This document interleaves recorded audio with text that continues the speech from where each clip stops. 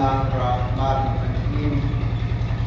کتاب وسائل الشیعہ باب جہاد بن نفس دے وچ قال رسول اللہ صلی اللہ علیہ وآلہ وسلم ان اولا ما اوصی اللہ یہی ستۃ رسول خدا فرمانے چھ چیزاں یہ جیاں جنہیں اللہ تعالیٰ دی نافرمانی تے گناہ دے سبب بن ہیں۔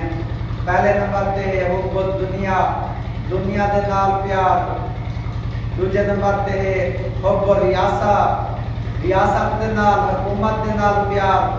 تیجے نمبر تے ہے حب الطعامی، غذا اور خوراک دے نال محبت۔